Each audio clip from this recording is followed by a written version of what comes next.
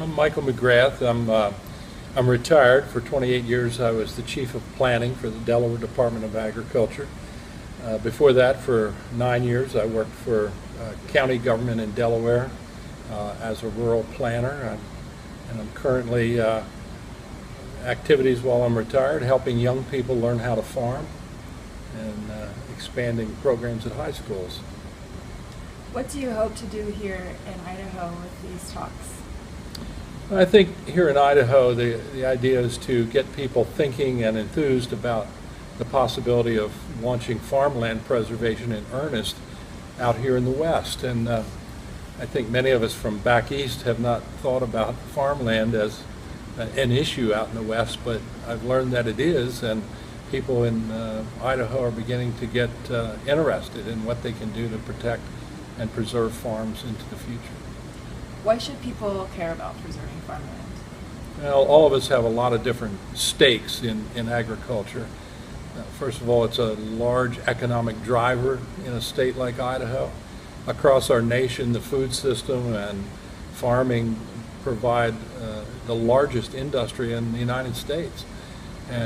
But in addition to that, at the local level, people value those ecological things that farms bring to our neighborhoods, vistas and beautiful land and the open space that we value that breaks up our urban environments where we live.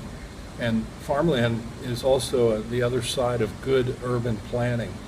Surrounding our cities with protected farmland means that we have those beautiful open spaces and vistas that so many of us appreciate, and allows us to create livable, walkable, dense urban centers that are also happy places to live. Food supply too then plays into that community as well, as we can provide for our future food security, both locally and even internationally, where we've come to depend, I think, too much on foreign production of food, which in a volatile world can be a scary prospect in itself. You talked about how in Delaware you used easements the government would basically buy the farmland and put an easement on it, to my understanding, or can you explain how that worked in Delaware? Yeah, it's not quite like that. Okay. Farmers retain the ownership of their land. All the options for agriculture that they have still remain with the land. What the public does is take the interest that they have in preserving the farm and remove the development rights. So what we do in Delaware and in many states that have been doing farmland preservation in some instances for almost 60 years now, is put a conservation easement which simply states that the land in the future can only be used for agriculture and not for any other purpose.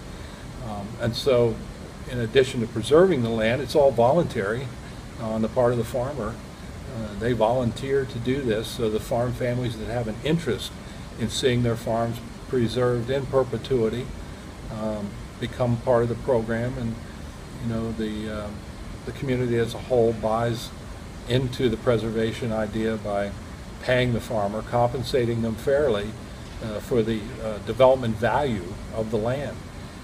And it also does other things for the community. Farmers, we know, more than 3/4 of the money in Delaware that farmers have received is plowed back into the local economy in the form of improvements to the farm, buying additional farmland to improve their operating unit. So there's benefits all around.